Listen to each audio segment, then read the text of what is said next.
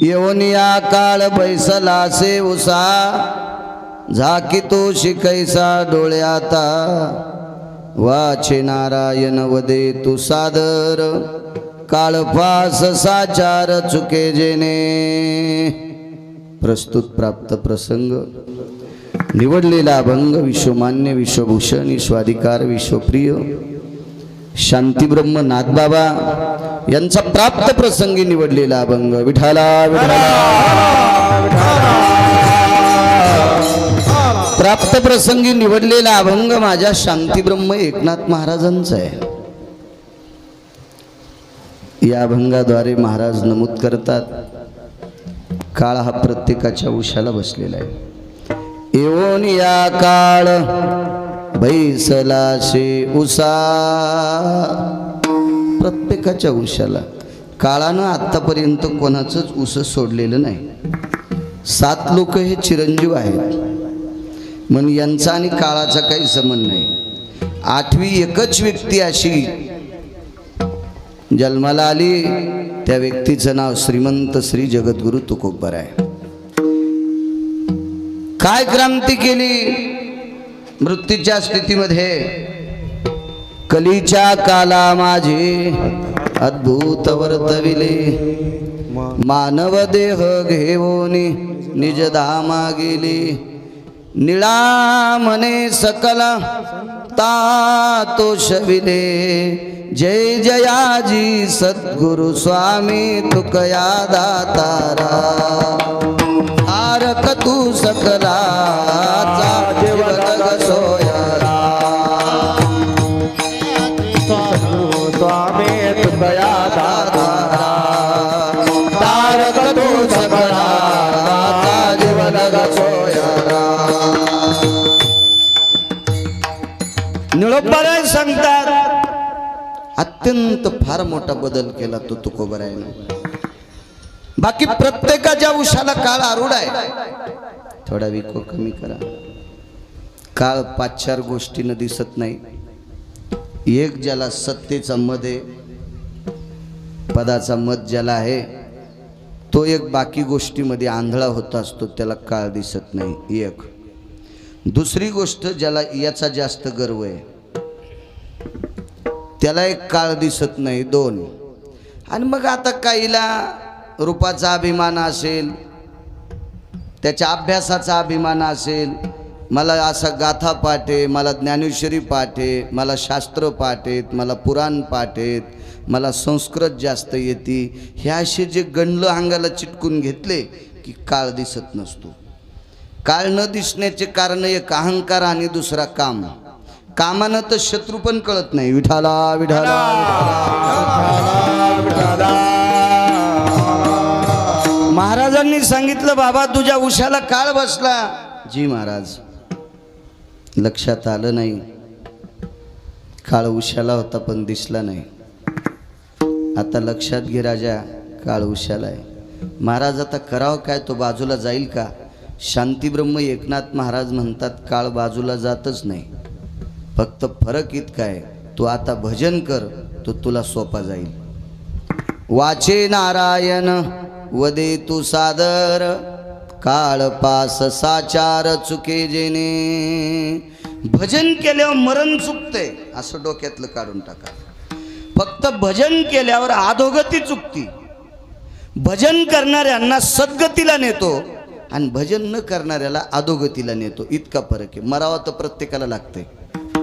ज्यानं तुम्हा मला सांभाळण्यासाठी अवतार घेतलाय त्याला थांबता येत नाही।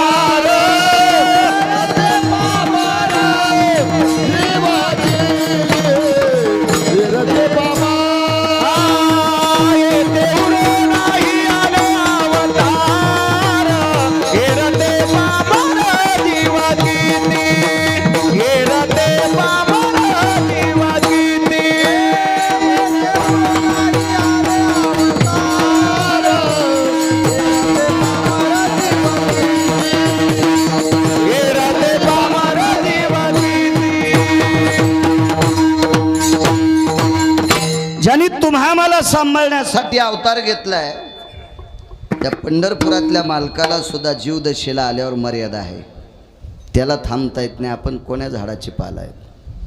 म्हणून वाया हा संसार करीशी हवं भरी, काळाची तो फेरी निकटाली. संसार करू नका असं एकाही साधून सांगितलं नाही. लेकरं बाळ हाकलून द्या असं काही म्हटले नाही. नका त्याजूर अंडा पोरे, सुखे बांधा माड्या घरे. माड्या बांधा, हवेल्या बांधा, बंगले घ्या, जमिनी घ्या, मोरंड्या घ्या, इरी पाडा, बारवं घ्या, बोर घ्या, पाईपलाईन घ्या, अब्जानं पैसे कमवा. पण हे करत असताना इतकं त्याला चिटकून राहू नका की काळ हा जवळ आलेला लक्षात येत नाही. संसारातल्या प्रत्येक गोष्टी करत असताना महाराज म्हणले आपल्या नाही समजून करायच्या. एका माणसानं 7 कोटीचं घर बांधलं, टेकच न गेला गावात कुठं. मी 7 कोटीचं घर बांधलं, 7 कोटीचं घर बांधलं. कस करतो म्हणलं, हान तू का आम्हाला? 7 कोटीचं घर आहे तुझ्याकडं, कस करतो? आम्हाला टाकी तू का उचलून तळ्यात? मग राहू दे ना आम्हाला आमच्या झोपड्यात. नाही म्हणे, पण महाराज 7 कोटीचं घर बांधलं. सगळ्यांना ऐकून घेतलं. मी जरा रगिले. मी त्याला सांगितलं, दादा अजून 2-4 कोटी रुपये खर्च करा मधात काही टाकून, तरी तुमचे पोरं तुम्हाला छताव जाळणार नाहीत. तुम्हाला गावाच्या कडीला कुठंतरी जागा असेल, आणि शक्यतो मसनवाटे हागंदारीच्याच कडीला असते. हो, किती जरी कोटी रुपयाचं घर बांधलं तरी तुम्हाला तिथं जळायला जावं लागेल. महाराज म्हणले वाया हा संसार करीशी हवं भरी. याच्यात अतिशय हाव ठेवणं दुःखाला कारण आहे. संसार किती घासून करा, शेवटच्या टप्प्यात पदरात दुःख पडतं. आणि परमार्थ जर निष्ठेनं केला, आचरणशील, वाक्य नीट ऐका, परमार्थ जर निष्ठेनं केला ना आचरणशील केला, तर जसं जसं वय संपल तरी पण त्याचे पाय पवित्र होतात. आचरण जर मातीत गेलं तर लोक थुत्रातही हाणतात, विठाला विठाला विठाला विठाला विठाला. आतापर्यंतची संसाराची व्याख्या आहे, त्याच्यात इज्जत, प्रतिष्ठा, सन्मान मिळाली असा माणूसच नाही. 500 एकर जमीन कमीली एका व्यक्तीनं. शेवटच्या टप्प्यात थकलं, घरातली सगळी लोक म्हणते आता कौरक थांबतीत काय माहित. बाहिल म्हणे खर मरता तरी बरे, नाशिले घर थुंकून. काढा काढा म्हणती आता झाला भूमी भार, काढा काढा म्हणती आता झाला भूमी भार, काढा काढा म्हणती आता.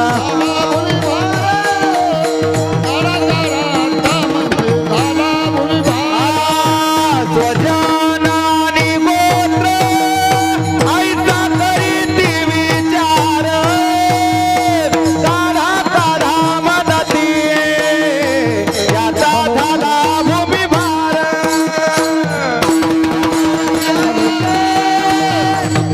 करीती विचार, काढा काढा म्हणती याचा झाला भूमी भार. मालकाचं वाक्य, स्वजन आणि गणगोत करीती विचार, काढा काढा म्हणते याचा झाला भूमी भार. माणूस मेल्यावर महाराज वजन वाढत नाही. मग भार झाला का म्हणत असतील तर त्याचं कारण आहे, 12 तासाच्या नंतर दादा त्याची दुर्गंधी सुटत असतील. ती दुर्गंधी तुम्हा आम्हाला घातक आहे अण्णा. म्हणून काढा काढा म्हणती याचा झाला भूमी भार. अब्जानं पैसे असू द्या त्याच्याकडे, त्याला नेऊन तिथं पेटवतात. म्हणून हा संसार करत असताना कधी कधी देवही अंतकरणात ठेव. अवघा निरसोनिया काम, अवघा निरसोनिया काळ, अवघा निरसोनिया काम, अवघा निरसोनिया काम. घ्यावे नाम विठो माझे, घ्यावे नाम विठो, घ्यावे नाम विठो माझे, घ्यावे नाम विठो माझे, घ्यावे नाम विठो माझे, घ्यावे. अवघे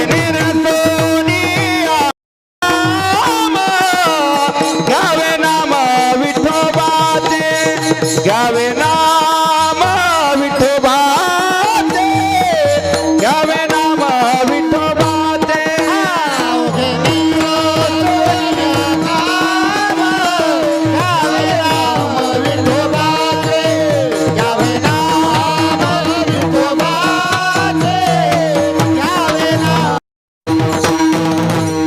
पक्षी अंगणी उतरती ते का गुंतोनी राहती तैसे असावे संसारे जोवरी प्राचीनाची दोरी वस्ती कर वस्ती आला प्राप्त काळी उठून गेला प्राप्त काळी उठून गेला वस्ती कर वस्ती आला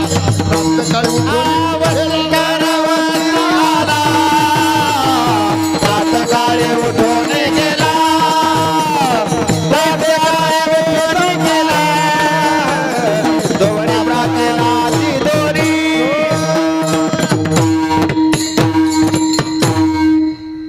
विरक्त त्यागी वस्तीकर फकीर रात्री मारुतीरायाच्या मंदिरात मुक्कामाला थांबला. 2 घरी भिक्षा मागितली, जेवण केलं. सकाळी वाहत्या नदीला स्नान केलं, पुन्हा भिक्षा मागितली, दुपारची भाकरी बांधून घेतली, पुढे चलत राहिला. प्रातकाळी उठून गेला. ती अवस्था संसारी असावे आसोनी नसावे भजन करावे वेळोवेळा क्या बात है. भजन करावे वेळोवेळा संसारी असावे आसोनी नसावे भजन करावे वेळोवेळा भजन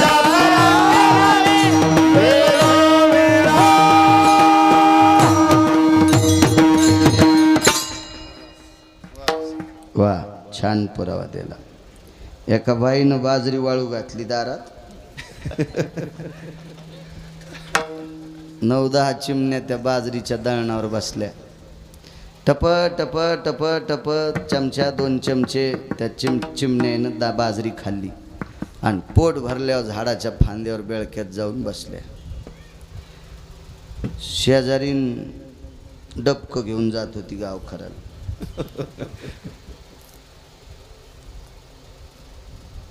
तिनं पाहिलं माझीनं बाजरी वाळू घातली, तिनं तर दरोजा लावून घेतला. हिनं डबकर इचून दिलं आणि त्या डबक्यात 2 किलो बाजरी नेली. सुनाल म्हणली, जीजी तुम्ही तर सुन म्हणल्या आत्याबाई तुम्ही तर बाथरूमला गेलत्या. मुकाट्या बस काय तिच्याहून एवढा नांगर गुतला, पुन्हा जाता येईल. पण बाजरी आणली खारोड्याला 2 किलो. हे आपण इतकं येड्यावानी करतो म्हणून आपल्याला दुःख आहे. पक्ष्यानं पासा बाजरी खाल्ली, त्यानं गोठोडं बांधून न्यायचा विचारच केला नाही. आपण गोठोडे बांधून ठेवतो याच्याकरता आपल्याला दुःख आहे. मी तुम्हाला सांगायलो म्हणजे मी लय धुतला तांदूळ होय. मी तर तुमच्या पुढे 2 पावलं विठाला.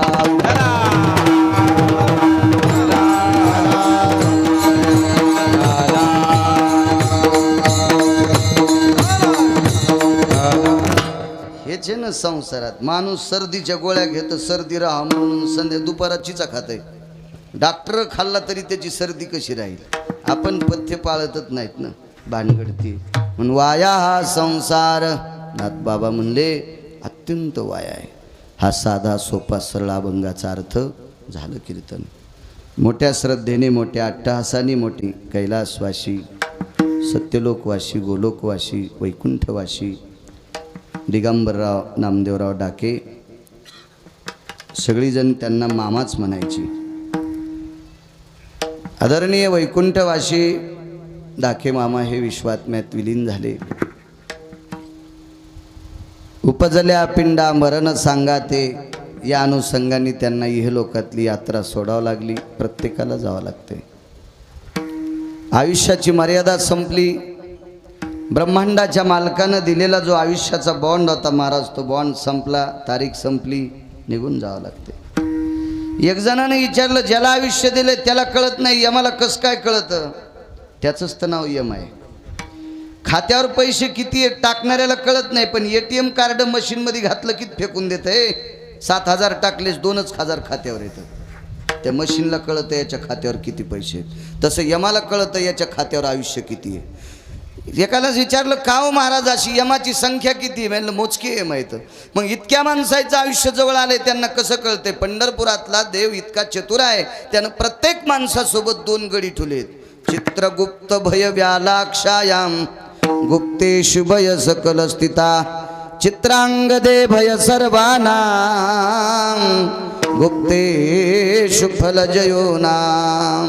एकाचं नाव चित्र आहे, एकाचं नाव गुप्त आहे. ते प्रत्येकाच्या खांद्यावर बसलेत. ते बरोबर आयुष्याची मर्यादा संपला आली की आम्हाला सांगतात बाबा या आता, हे उद्या 12:15 वाजता जाणार आहे, तुझं तू इथं येऊन बस. ते पास घेऊनच येते पारद्यासारखा. ते पारधी म्हणजे शिकारी. जसा पास असतो ना तो असा टाकण्यासाठी, तसा तो माणसाला काढण्यासाठी पास काळ येऊशाला बसतो. येऊन या काळ बैसला शेवसा. काही काहीला घमेंड असते, माझ्याकडे पैसे भरपूर आहेत, मला काळ भेल नाही भेला. रावणाला भेला नाही, तुझ्याकडे आहेतच किती. तुका म्हणे ज्याची संपदा एवढी सांगा ते कवडी गेली नाही. एवढी मोठी संपत्ती वारकरी संप्रदायात एकाही संतांनी एकाही हलकट श्रीमंताची दादा दखल घेतली नाही, पण तुकोबारायाने रावणाची घेतली. कारण रावण नुसता श्रीमंत नसून विद्वान होता. फक्त एका मार्कानं त्याचा पेपर गेला, एकच मार्क चुकला त्याचा. आणि मार्क जरा परमार्थात तो मार्क महत्त्वाचा आहे. त्या मार्काचं नाव आहे आचरण नावाचा मार्क. हो, एवढा विद्वान रावणासारखा संस्कृत पंडित पृथ्वीवर जितके देश आहेत एकाही देशात नाही जन्माला आला. एवढा विद्वान होता. नाही त्या हवा लागायली म्हणून त्या हुशार आहेत ना. हां, ते दुसरीकडे काऊन बसणं त्याला माहिती. इकून कूलर आहे बाळ्याजवळ. विडाला विडाला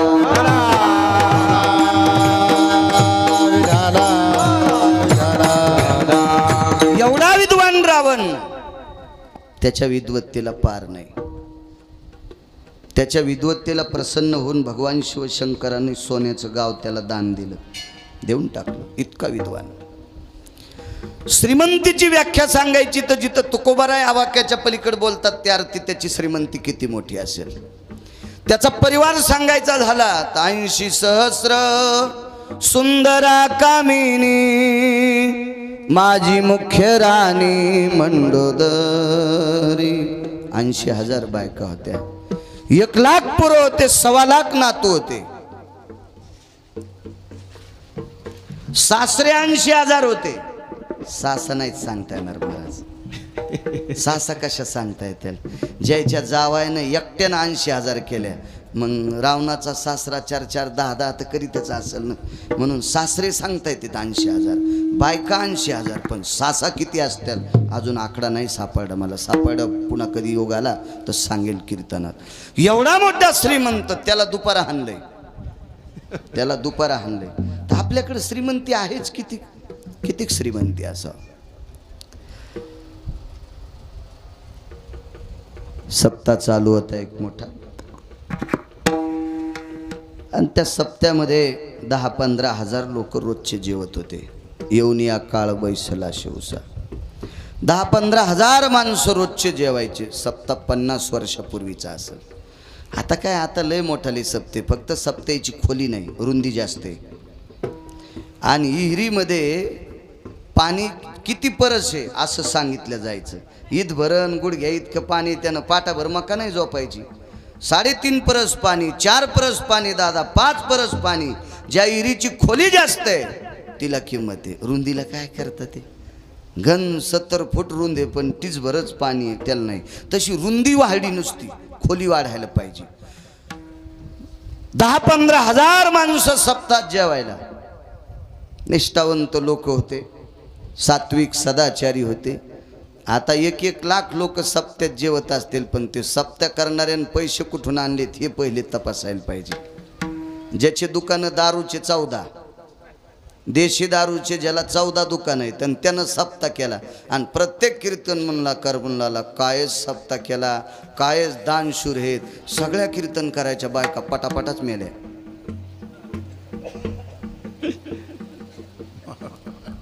वैकुंठवासी माधव महाराज मगर सांगायचे, अरे ज्याचे देशीचे 14 दारूचे दुकान आहेत त्यानं महाराष्ट्रातल्या किती बायका विधवा केल्यात.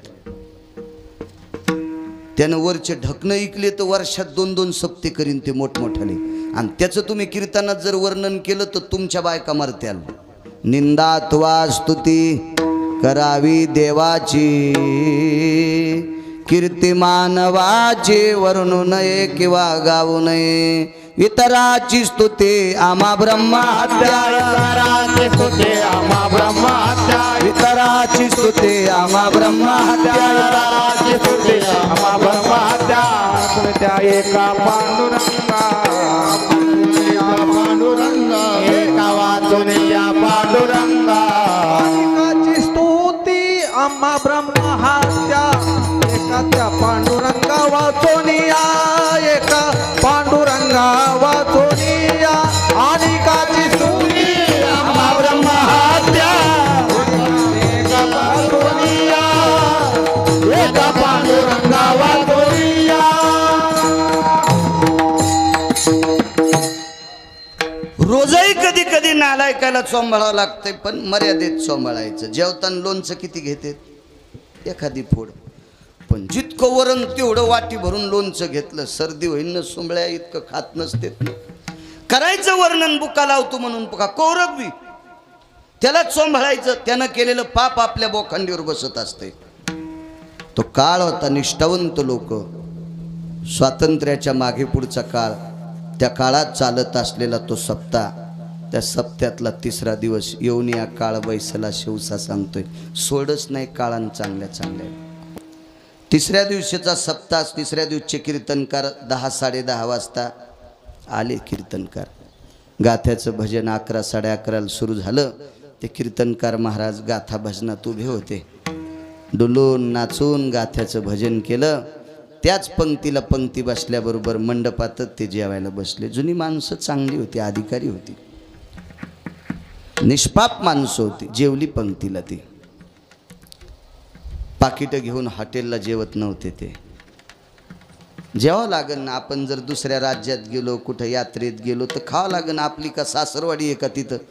पण आता इथं पाकिट दिलं, जाता जाता पाथरीत जर बाळू जेवला तर नाही अंगावर झोपीत भिताड पडायचं काय का नाही. इथल्या बायका जीव घालीत नाहीत का? जी बाईची चप्पल पाहायला भेटत नाही ती बाई भाताव तुपवाडी. ती आपण खाला पाहिजे. इथं इथं खाल पाहिजे. ते सात्विकतेचं लक्षण आहे. मग ते महाराज आले, त्यांनी गाथ्याचं भजन केलं, पंक्तीला जेवायला बसले. हरिपाठ सुरू झाला तोपर्यंत आचार्य आला. आचार्य तिथंच होता पण बैठकीत आला आणि सप्ताह कमिटीला सांगितलं, दादा, अण्णा, काका, भाऊ, नाना, जिजा, ऐका म्हणे, उद्याचा साबुदाणा भिजवायचा का जिलेबीचं पीठ भिजवायचं? तर सप्ताह कमिटीतला यजमान फार हुशार होते. ते म्हणले, अरे माळखरी आचार्य आहेस तू, तुला डोकं नाही? उद्या जर एकादशी असेल तर साबुदाणा भिजव आणि दशमी असेल तर जिलेबीला पीठ लाव. तीच अडचण आहे म्हणे तात्या. काय झालंय? 2 पंचांगकर्त्यानं चूक केली. एकाने एकादशी उद्याची टाकली आणि एकाने परवाची टाकली. स्मार्त आणि भागवत असेल तर आपण भागवत धरतो वारकरी, पण स्मार्त नाही, भागवत नाही. एकानं सरळ उद्याची टाकली आणि एकानं परवाची टाकली. म्हणून तुम्ही मला बोलताना याच्याकरता मी तुमची आज्ञा घ्यायलो. महाराज विद्वान होते, त्या दिवशीचे कीर्तनकार विद्वान होते, विद्वान. महाराजांना सांगितलं, महाराज एकादशी उद्याची धरायची का परवाची?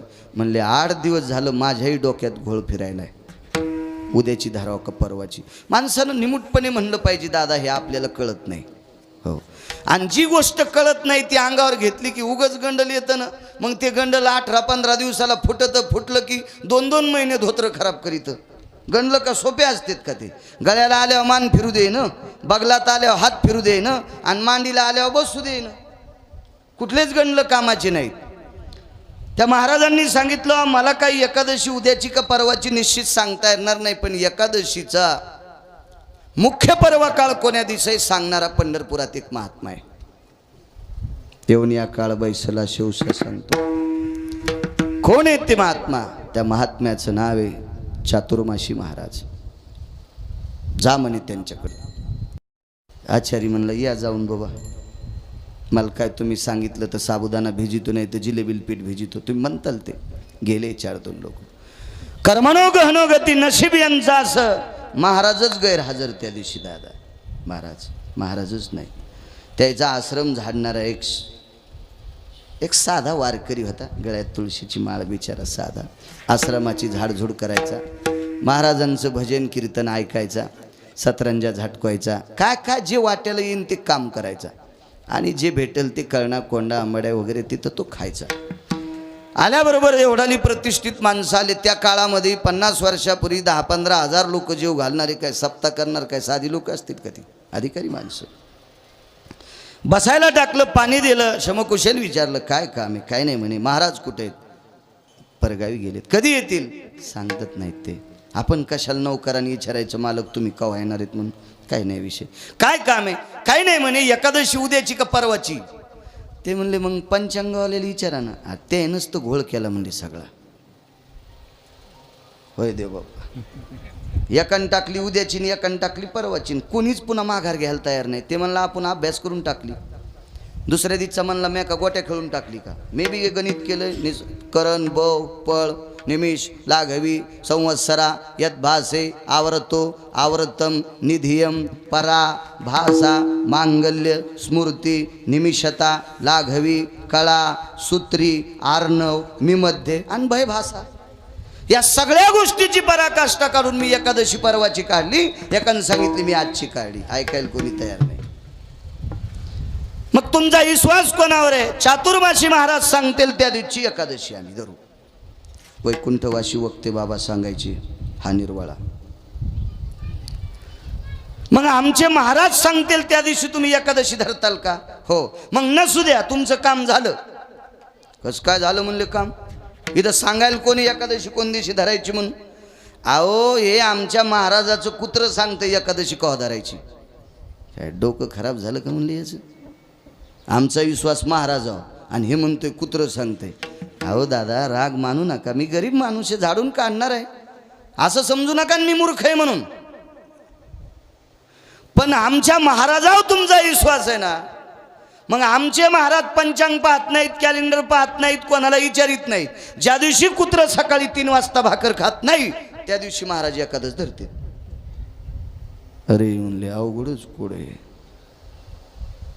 बर रोज सकाळी महाराज आंघोळीला चालले 3:30 वाजता की टोपल्यात जे काय असन भाकरीचा तुकडा ते कुत्र्यापाशी टाकायचे आणि स्नान करून आल्यावर ते बघायचा. कुटका जर जशाला तसा दिसला तर समजायचं आजची एकादश नाही.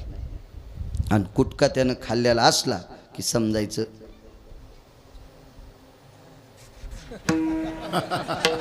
आले जाग्यावर विठाला विठाला विठाला. कुटका जशाला तसा दिसला की समजायचं एकादशी आणि खाल्ला की समजायची एकादशी नाही. काय ताकद असेल त्या सप्त्यातला वाद मिटीला कुत्र्याने. चातुर्मासी महाराजांचा अधिकारी इतका मोठा. हनुमंतदादा शेवटच्या टप्प्यामध्ये ते थकले. संध्याकाळची वेळ आहे, तहान लागली. शिष्याला जोरात आवाज द्यावा इतका सुद्धा तोंडातून आवाज निघून गेला आणि तोंड कोरडं पडलं. देवा तहान लागली रे. 10:30 वाजता शेजारती होत होती. आता स्वामी सुखे निद्रा करा गोपाळा, आपुलाले मनोरथ जातो आपुल्या स्थळा. शेजारती व्हायची. मग शेजारती झालं करत असताना अंगावरचे सगळे हारगिर देवाच्या काढून घ्यायचे. एक शेज टाकायची. त्या शेजेचे मंत्र म्हणायचे. निद्रा भयो शयन स्थितायाम जगदानंद कंद पतयो प्रमुख रुक्मिणी प्रमुख पांडुरंग देवतायां शय्यारूढो तल्पकम आह्वानांच प्रियतान्न मम. देवा तुम्हाला झोपण्यासाठी पुष्पाची शेज केलेली आहे, आपण झोपून घ्या. मंत्र म्हणायचं काम ब्राह्मणाचं. आणि देवाच्या पुढे एक तांब्यात त्याच्यावर फुलपात्र आणि त्या फुलपात्रामध्ये 2-3 मंजूळ ठेवत होते, तुळशीची मंजूळ, आणि किलूप लावायची निघून जायचे. दुसऱ्या दिवशी सकाळी ते काका आले पाहते तर तांब्यात अर्धा तांब्या पाणी आहे आणि एकही मंजूळ नाही. गेल्या 2-3 पिढ्यात असं कधी झालंच नव्हतं हनुमंत दादा. त्या ब्राह्मणाने विचार केला पुजाऱ्यानं, असं कसं झालं असेल महाराज. तेवढ्या अवकाशात काकडा चालू होता, देवाचं स्नान चालू होतं आणि चातुर्माशी महाराजांच्या मठातून एक चौकदार आला आणि सांगितलं चातुर्माशी महाराज जात राहिले आणि अचानक त्यांच्या तोंडात 2-3 मंजुळा अर्धाल्या अडकलेल्या आहेत. त्यावेळेला पुजाऱ्यानं सांगितलं मी फुलपात्रात ठेवलेल्या मंजुळा ते पाणी फुलपात्रात टाकलं, फुलपात्रानं चातुर्माशी महाराजाला पाणी विटेवरच्या मालकाने पाजलं आणि मंजुळा तोंडात अडकल्या. दृष्टांत संपला. ब्रह्मांडाच्या मालकानं ज्या साधूला पाणी पाजावा त्याचा अधिकार किती मोठा असेल, त्या महात्म्याचा, त्या योगीराजाचा, त्या नामधारकाचा, त्या तपस्व्याचा किती मोठा अधिकार आहे. आणि या महात्म्याच्या सानिध्यात राहिलेलं कुत्र पंचांगकर्त्याचा वाद मिटवतोय काका, ते कुत्र किती अधिकारी असेल. या सगळ्या गोष्टीचा विचार केला तर चातुर्माशी बाबा किती अधिकारी असतील. पण त्यांनाही काळानं सोडलं नाही. येवनिया काळ बैसला सेवसा येवनिया काळ बैसला सेवसा दाखितो से कैसा डोळे आता दाखितो से कैसा डोळे आता दाखितो से कैसा डोळे आता येवनिया काळ बैसला सेवसा झाकीतोसी कैसा डोळे आता झाकीतोसी कैसा डोळे आता येवनिया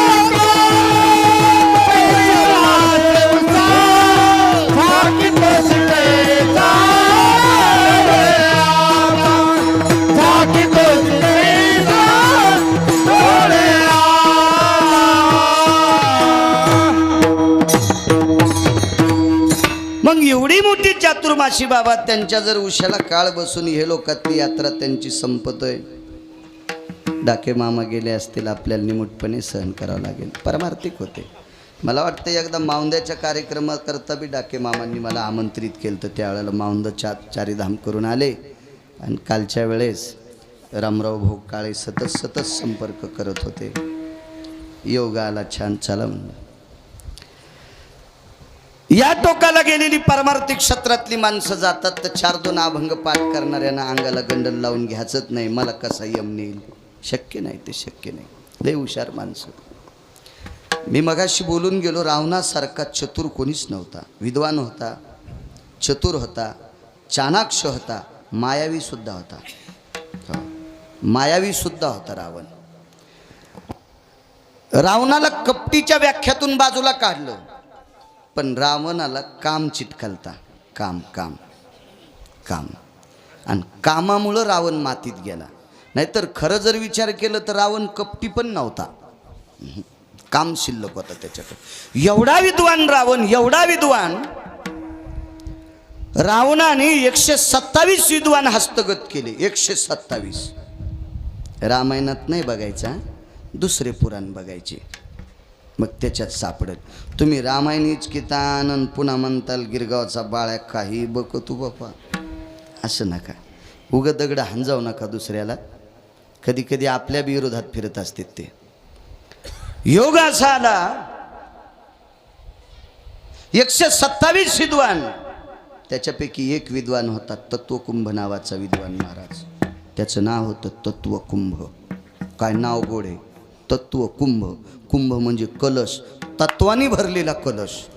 म्हणजे एवढ्या विवेकानं, एवढ्या विद्वत्तेनं, एवढ्या कुशलतेनं, एवढ्या चातुर्यानं बुद्धीचा बुद्ध्यांक इतका विकसित होता तत्वकुंभाचा, म्हणून त्याला तत्वकुंभ नाव सोबत होतं.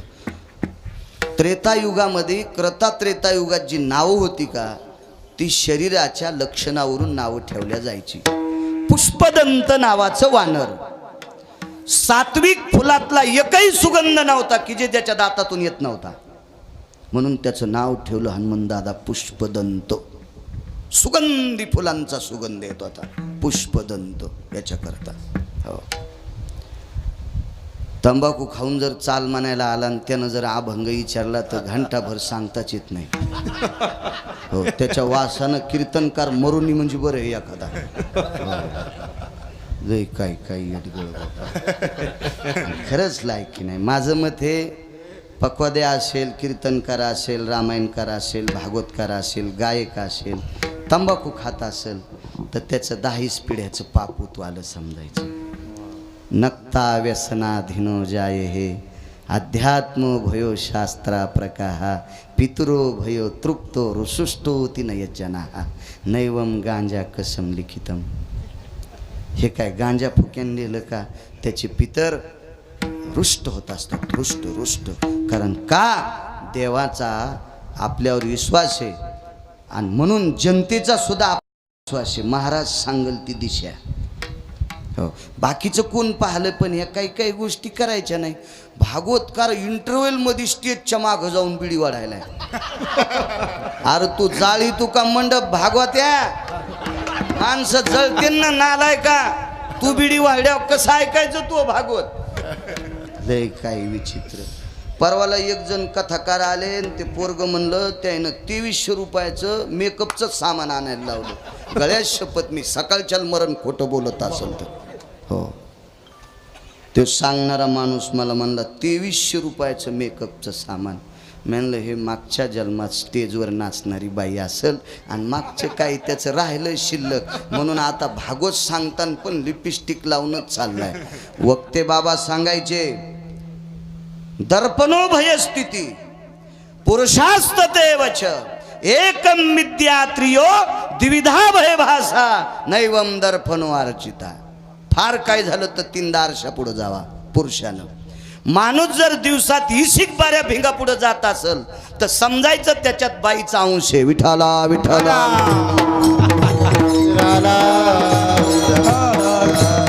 नटाव स्त्रीनं नटाव. आपण काय नटायचं. शेविंग केली पाहिजे, वस्त्र चांगले घालायचे, इस्त्री गिस्त्री पांढरे शुभ्र इतकं 3 बाऱ्या. या या ममुल्या आहेस का तू. विठाला विठाला विठाला.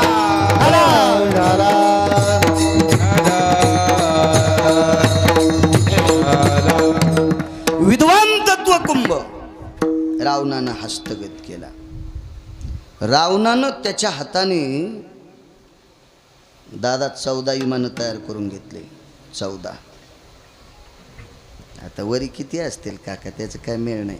लय मोठ्या कंपनीचे. मला वाटतं स्पाईजेट, एअर इंडिया असे लय मोठी नावं असतात. आपल्याला काही इंग्रजी येत नाही. बसायचा योग आला तुमच्या पैशामुळं.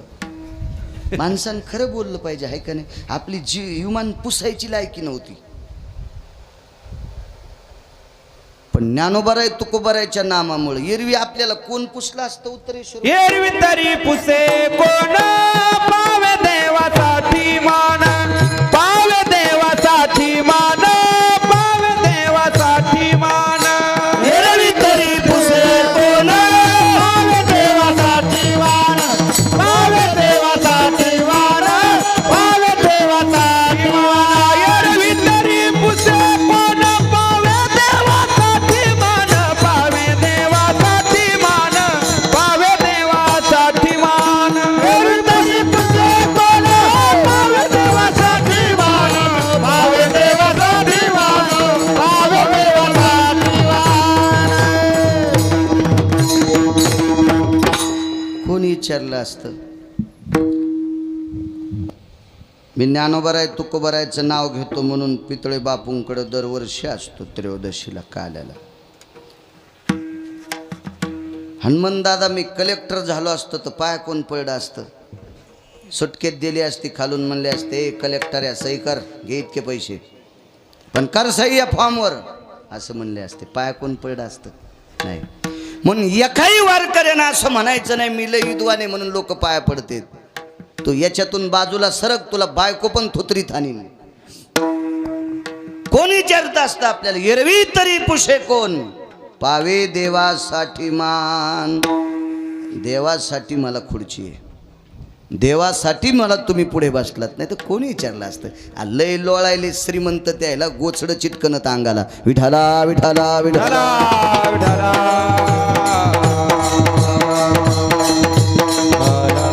एवढा हुशार तत्वकुंभ 14 विमानं केले. 3 विमानाचे नाव सांगतो. 11 घरी गेल्यावर पहा. एका विमानाचं नाव आहे पुष्पक विमान. हे अधिकारी लोकांना घेऊन जाते. कोण अधिकारी? स्वर्गाला सरळ जाणारी लोक. त्याच्यापैकी एकादशीच्या पुण्याईवर रुक्मांगद नावाचा राजा सदेह वैकुंठाला गेला. पुरीसह राजा वैकुंठी गेला. पुरीसह राजा वैकुंठी गेला. पुरी म्हणजे गाव. रुक्मांगद धर्मांगद हे दोघं बाप लेक. हरिदिनी पुण्य भयो जगदाम धारयन्ति मोजसा अधिष्ठितं पत्यायाम वैकुंठा स्थापयामी.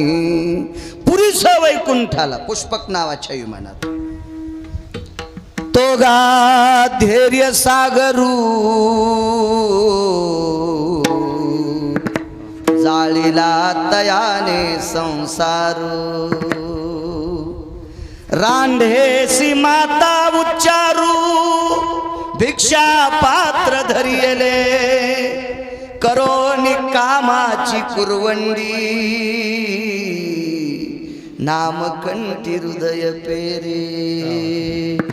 तो गा गोपीचंद नृपवर मैनावती माता सुंदर पाचारिले पुष्पक आरुडला तैवो. काय 16,000 बायकाला माय म्हणला. रांढे पाचारिता माता म्हणून सगळ्या बायकाला माय म्हणला. हो. मुक्तचंदाला राज्यावर बसलं. त्रिलोचन राजाचा पुत्र. देवासाठी घेऊन जोग अवघा भोग त्याजीला, अवघा भोग त्याजीला, अवघा भोग त्याजीला. देवासाठी घेऊन जोग अवघा भोग त्याजीला, अवघा भोग त्याजीला, अवघा भोग देवासाठी घेऊन जोग अवघा भोग त्यागीला. अवघा भोग त्यागीला. देवासाठी घेऊन जोग अवघा भोग त्याजीला, अवघा भोग त्याजीला.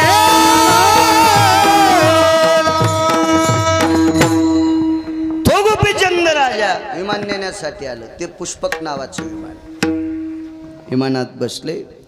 पार्षद हनुमान दादा एकाच व्यक्तीला न्यायला येतो. पण गोपीचंद राजाच्या भक्तीचं टोक होतं म्हणून सांगितलं, तुम्हाला एखादा कोणी घ्यायचा का? म्हणले आमच्या आईला घ्यायचं. तुमची आई पुढच्या विमानात आहे म्हणले. पुष्पक विमानात.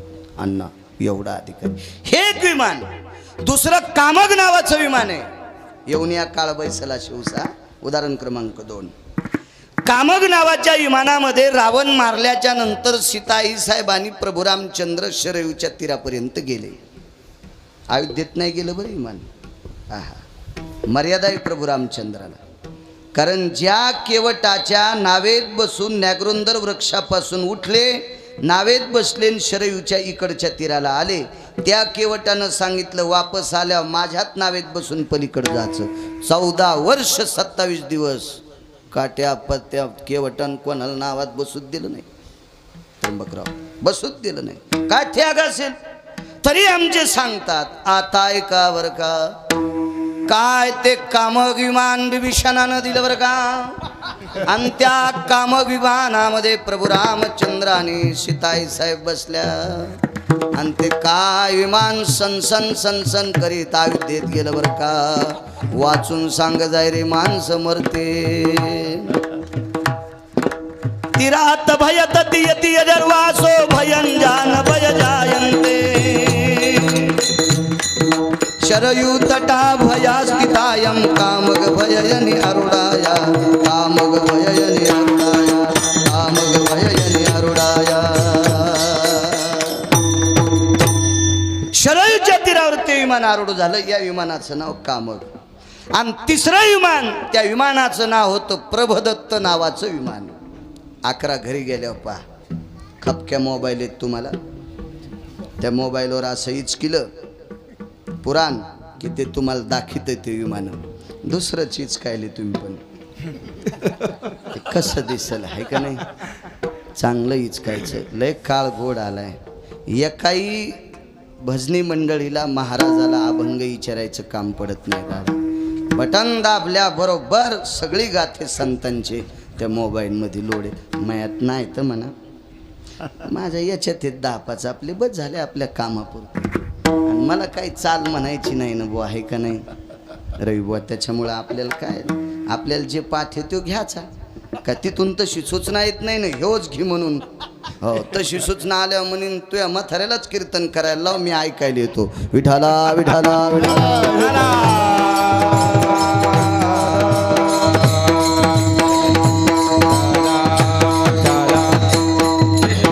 योग असा आला हे प्रभदत्त नावाचं विमान हे 14 तयार केले तत्वकुंभाने. 14 महाराज 14 केले. रावणानं 13 विमानात बरीच लोक बसली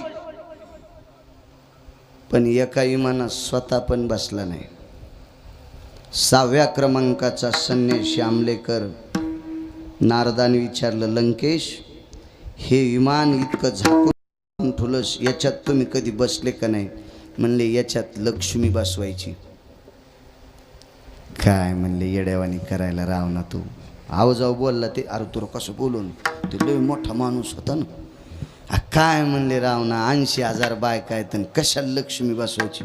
नाही म्हणले समुद्र मंथनातून निघली तहापासून डोळ्यात अशी कचकच करायली म्हणली ती.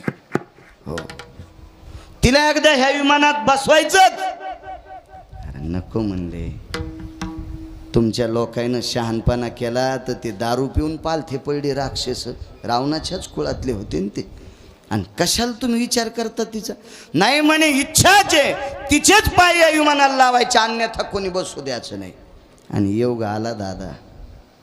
अशोक वाटिकेत 6 महिने 27 दिवस सीताई साहेब होत्या. तत्वकुंभ किती मोठा व्यक्ती होता तुम्हाला पुढे कळलं. तरी पण त्याला काळानं सोडणं नाही याच्यावर सांगतोय. विमान आणलं राक्षसनीनं सांगितलं चल बस मधात. तिनं सांगितलं तुम्हाला डोकं आहे का ग. मी ज्याच्या नावानं कुंकू लावते त्याचं नाव घेते राम राम म्हणते. ही जागा इतकी राममय झालेली आहे जेथ सीतेची वस्तू घडे राम राम स्मरती झाडे. तिथले खडे गवत काड्या कुड्या हे सगळं राम राम म्हणत होतं. इतकी माझ्या मालकावर श्रद्धा आहे. काय सांगता तुम्ही त्याच्याकडे चल म्हणून. त्या राक्षसनीनं सांगितलं राम जिवंत आहे ती कशी येईल मालक. लय हुशार रावण्या. रावण्यानं 3 माणसं बलिले. त्याची भावकी तुमच्या गावात आहे का. हा नाही तो उग मही गाडी फोडायची पुन्हा त्याला रावण्या म्हणल्यावर मग काय ताण. 3 माणसं बोलिले. एकामध्ये मानवी पुतळ्याचा शिल्पकार होता. हुबेहूब रामाचा चेहरा तयार केला पण रावणाच्या मनात बसून. दुसरा होता त्यानं ते पुतळा चेहरा तयार करत असताना त्या डोक्यात नारळ घातलं. नारळ आपण फोडतो का नारळ तुम्ही बघा कोणतंही नारळाची सगळी शेंडी काढा 2 टिपके गवसत येतात डोळ्याचे 2 टिपके. हे क्रतात्रेतायुगाच्या अगोदर नव्हते. एक पुराणातले 2 श्लोक सांगतात आणि वैकुंठवासी माधव महाराज मगर सांगतात. हो भांगाऱ्या भुंगाऱ्यानं सांगितलेलं ऐकलं नाही पाहिजे. अधिकारी माणसाची साक्षी असते.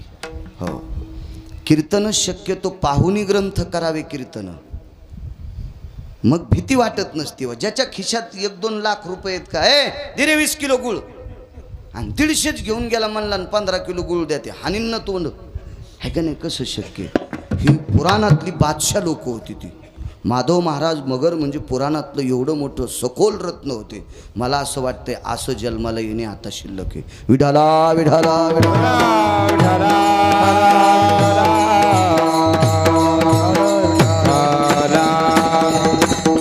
पंढरपूरला वक्ते बाबांचं प्रवचन चालू होतं आणि त्या प्रवचनात एकादशीचा दिवस होता. त्यांनी सांगितलं माणसं शेंगदाणे असे धरून तोंडात टाकीत नाहीत असे फेकीत आहेत. असं सहज माणूस असं टाकतंय जवळ तोंड नेऊन असं बोट नेऊन. तोंडात फेकता फेकता जर शंगदाना बाजूला जाऊन जर खाली पडला तर तो खाली पडल्याला का खाऊ नये हे माधव महाराज मगरांनी पुरावा द्यायचा. काय ताकद असेल, काय काय विद्वत्ता असेल दादाई, काय व्याप्ती असेल लोकांच्या अभ्यासाची. हो, नारळ घातलं त्या डोक्यात त्याच्यात आणि सोन्याच्या ताटात डोकं टेकलं रामप्रभूचं, कृत्रिम, खरं नाही, खोटं डोकं, आणि रक्त असं खळाखळा वाहले. तयार करणाऱ्याची ताकद कशी असेल, खळखळ रक्त वाहले. आणि सीतेनं रामप्रभूला पाहिल्याबरोबर हंबरडा फोडला, बाई माझ्या कपाळाचे मालक. पण जे नारळ होतं का, ही सृष्टी त्यानं निर्माण केलेली पंढरपुरातल्यानं. म्हणून त्या नारळानं पंढरपुरातल्या मालकाचा, प्रभू रामचंद्राचा सन्मान असा केला. त्या नारळाला ह्या जिथं डोळे तयार केले ते का डोळे त्या चेहऱ्याला, त्या जागेवर 2 डोळे तयार झाले आतून नारळाला, आणि एका डोळ्यातून 2 थेंब पाणी आलं. सीतेच्या लक्षात आलं रामाचं डोकं नाही. कशाहून कळालं माहिती आहे? क्षत्रिय मरताना रडत नसतो, आणि मरताना जो रडतो तो क्षत्रिय नसतो. आणि 2च थेंब गालावर आले, हे नारळाचे उपकार आहेत बरं का सीतेवर, नारळाचे. म्हणून तर त्याला श्रीफळ उपमा आली शास्त्रामध्ये. श्री म्हणजे लक्ष्मी, श्री म्हणजे लक्ष्मी, लक्ष्मीचं फळ म्हणजे नारायण. म्हणून तर आपल्याकडं भागवताची पूजा असू, सत्यनारायणाची पूजा असू, कोणती असू, आमचे देवबाप्पा नारळ देत असते. ते पांघरत्या पदरात नसतं नाही का, कोणता पदर म्हणतात त्याला, वटी पदर असतो. विठाला विठाला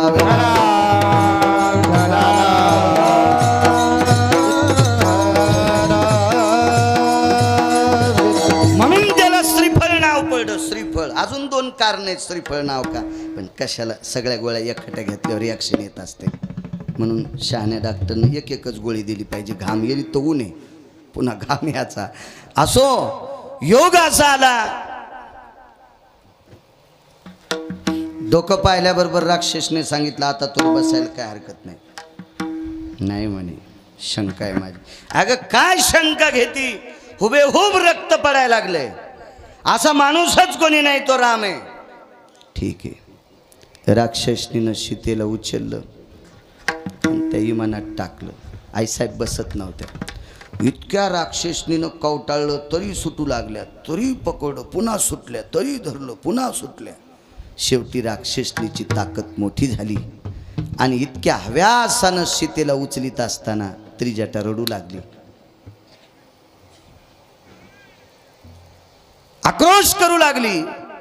काय नालायक हे माझा काका, म्हणजे तिचा चुलता, हलकट हे माझा चुलता, ह्याला अक्कल नाही.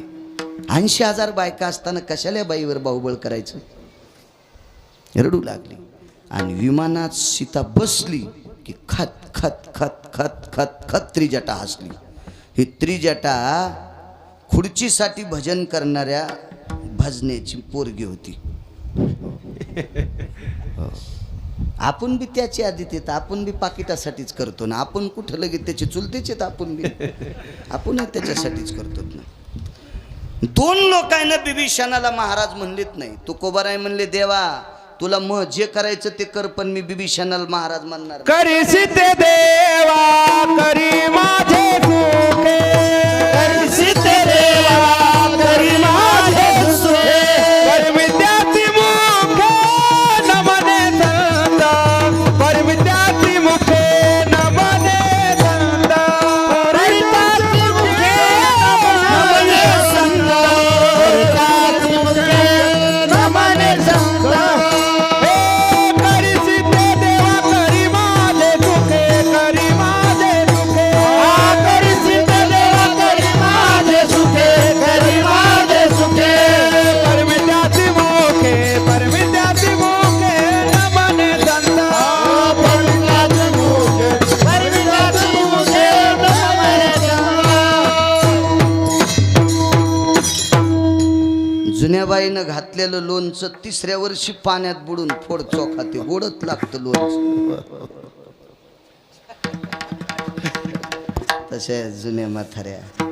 आणि कालच्या टिकलेवालीन लोणचं घातलं की 9व्या दिवशीच वरून फेदरी लोणचं. ग कस्तुरे, काय तू लोणचं घाली ते असं.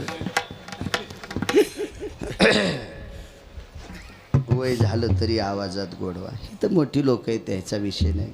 तारुण्य दशेतली लोक आहेत ती. वय झालं तरी ती रग आहे अंतकरणात, भक्तीची ताकद.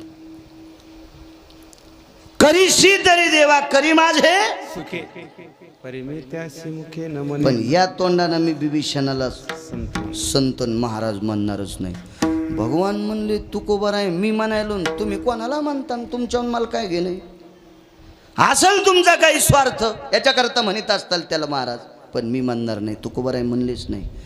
पैठणमधले मालक दादा तू लयच आगाव बोलले. हो काय म्हणले पैठणमधले मालक?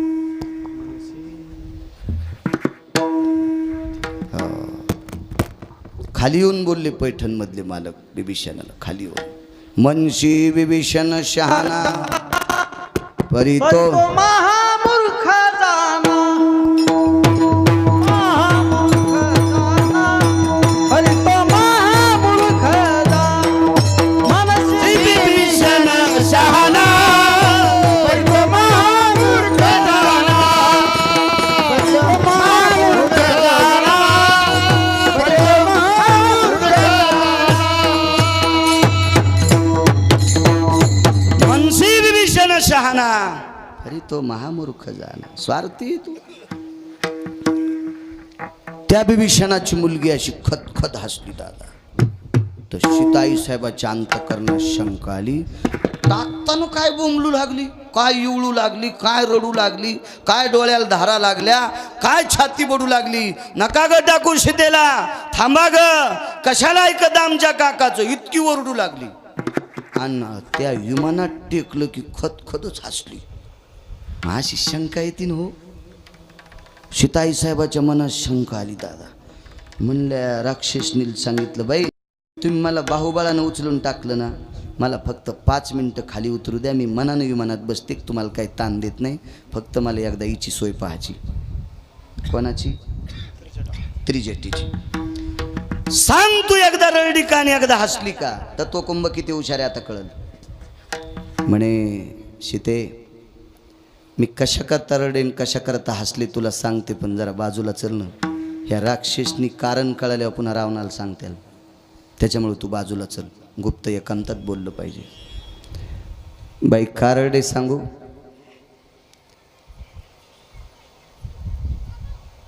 ज्याला असं प्रत्यक्ष रक्त अंगातून निघत होतं, कापलेल्या डोक्यातून, डोळ्याच्यातून पाण्याचे थेंब आले, अशी मला शंका आली की खरंच रामाचं डोकं असेल.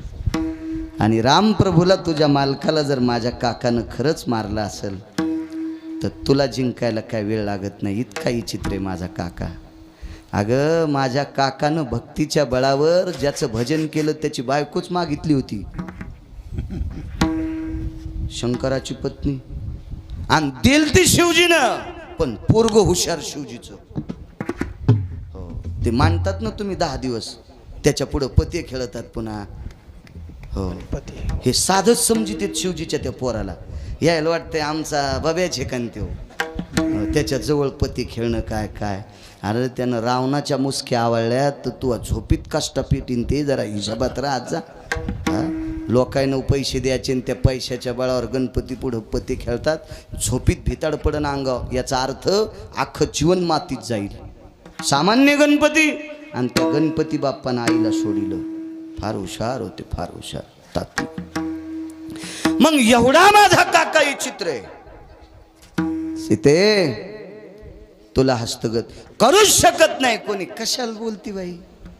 अगं जगाला निर्माण करारा हाडा मासाचा कुंभार, कुलाल हाडाचा बाप झाडाचा, अखंड मडके घडी तोरे. हे 3.5 हाताचे गाडगे तयार करायचा कुंभार, सत्यलोकाचा मालक विधाता, भक्तीच्या बळावर माझ्या काकानं देवधवाला ठुला. देवपूजा करायला होतं ब्रह्मदेव. चतुराननो भय प्रातार विनियोग यत् प्रातोर षोडशोपचारे योगेन पंचोपचारे सप्तसागरं हवानांच प्रियतां नमः पंचगंगा हवानांच प्रियतां नमः रत्नोदकभयस्थितो चंदनंच महत्पुण्यं पवित्र पापनाशनाक्षिदंच महत्पुण्यं पवित्र पापनाशना. हे मंत्र म्हणण्यासाठी ब्रह्मदेव ठेवलाय माझ्या काकानं. जगाला प्रकाश देणारा दिनपती दिवे लावायला आहे. जगाला प्रकाश देणारा निशापती त्याचं कूलर आहे कूलर. विंझणे वारीतसे निशापती. निशापती म्हणजे चंद्र, कुलर इंधन म्हणजे वारं. वारं घालितो. इतका माझा काका गेले. तुला हस्तगत करायला काय लागतंय म्हणून रडत होते ग. बरं ठीक आहे जाऊ दे, तुझं माझ्यावर प्रेम आहे. रडत होती. हसली का? मला काही क्षणात कळालं राम जिवंत आहेत. पागलीस का ग तू? तुला अक्कल आहे? मला टाकत असताना लढती आणि मी विमानात बसल्याबरोबर तुला कळते माझे राम जिवंत आहेत. कोण सांगितलं तुला? वसकावून बोलल्या सीताईसाहेब महाराज. तर त्रिजटा हुशार होती, म्हणले बाई दटू नकोस ना मला, मी खोटं कसं बोलू. ज्या विमानात तू बसलीस का त्या विमानाची अशी खासियत आहे, या विमानाला विधवा स्त्रीचा पाय लागला की विमान जळून जाते. या विमानाला विधवा स्त्रीचा पाय लागला की विमान जळून जाते. आणि तू 5 मिनिटं झालं या विमानात बसलीस तरी विमान जळत नाही. याचा अर्थ तुझ्या कपाळावरचं कुंकू शाबित आहे. काय विद्वान असेल महाराज विमान तयार करणारा? असा सापडू शकतो कोणी विमान करणारा? त्याचं नाव आहे तत्वकुंभ. कडकडाटून मिठी मारली त्रिजटेला. बाई माझ्या कपाळावरचं कुंकू जिवंत आहे हे विमान सांगताने तुला माहित आहे. त्याचं नाव होतं तत्वकुंभ. दादा रावण मारला. रावण मारल्याच्या नंतर विभीषणाला राज्य दिलं. तत्वकुंभाला जहागिरी दिली काही कोपऱ्यात लंकेची. आणि प्रभू रामचंद्र अयोध्येत पोचल्यावर पाठीमागून निरोप आला, पत्र आलं. ते पत्र भगवान परमात्मा वाचत असताना डोळ्यातून पाणी येत होतं. सगळ्यांनी विचारलं का रडता? सांगत नव्हते. एका व्यक्तीनं पाय धरले आणि विचारलं, प्रभू का रडता? तिचं नाव होतं उर्मिला. उर्मिलेने विचारल्याबरोबर डोळ्यातून पाणी आलं. प्रभू रामचंद्राचं सांगितलं, ऐक ऐक ऐक ऐक, तुझीला मोठी ताई म्हणतीस का? तिच्या कपाळावरचं कुंकू शाबित आहे असं सांगणारं विमान तयार करणारा तत्वकुंभ नावाचा व्यक्ती पहाटे ब्राह्मी मुहूर्तावर गेला आहे. 127 विद्वानापैकी एक विद्वान होता. रावणानं हस्तगत केलता तो. असं इमाम तयार करायची ताकद ज्याच्याकडे, तो तत्वकुंभ नावाचा व्यक्ती. त्याच्या सुद्धा उशाला येऊन या काळ बैसला. येऊन या काळ बैसला. येऊन या काळ बैसला सेव. येऊन या काळ बैसला. राखी तोचे कैसा डोळे आता. राखी तोचे कैसा डोळे आता. राखी तोचे यवनिया काळ बैसला सेवसा. दुनिया कैसा डोळे झाकी. दुनिया कैसा डोळे झाकी. दुनिया कैसा डोळे झाकी. येऊनिया काळ बैसला सेवसा. राखी तोची कैसा डोळे आता. राखी तोची कैसा डोळे आता. राखी तोची कैसा डोळे आता. येऊन या काळ बैसला सेवसा. झाकी तो शिकैसा डोळे आता. किती मोठा तत्वकुंभ.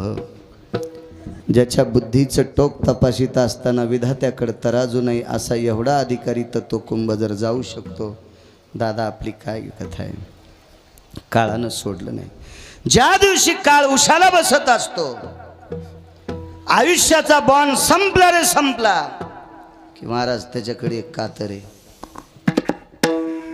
कनेक्शनच तोडून टाकते. आता येणं जे कनेक्शन तोडलं की ते कूलर बंद.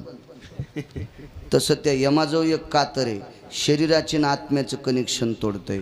तुटला आयुष्याचा दोरा. आयुष्याचा दोरा. तुटला आयुष्याचा दोरा.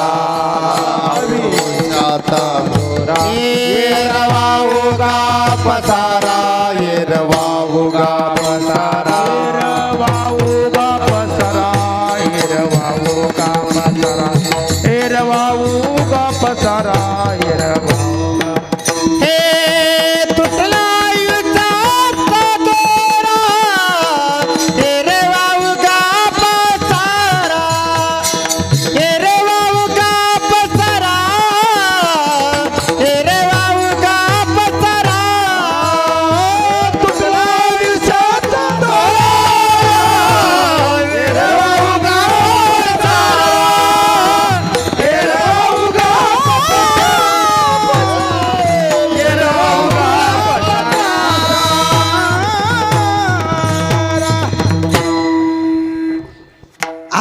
तुळशीची माळ तुटली की सगळा पसारा होत असतो. आत्मा शरीराच्या बाजूला गेला, याला प्रेत म्हणत असतात. आणि प्रेतात रूपांतर झालं की झालं, त्याला घरी ठेवत नाहीत. त्याची जागा कुठे आहे? झाला प्रेत रूप शरीराचा बाबा, लक्ष याला ठाव मशानीचा, क्या बात आहे? लक्ष याला ठाव मशानीचा. झाला प्रेत रूप शरीराचा भाव, लक्ष्मीला ठाव मशानीचा, लक्ष्मीला ठाव मशानीचा. झाला प्रेत रूप शरीराचा भाव. प्रेतात रूपांतर झालं की त्याला मळ्यात नेऊन पेटून देत असतात. हो. चांगल्या चांगल्याला पेटवावं लागलं.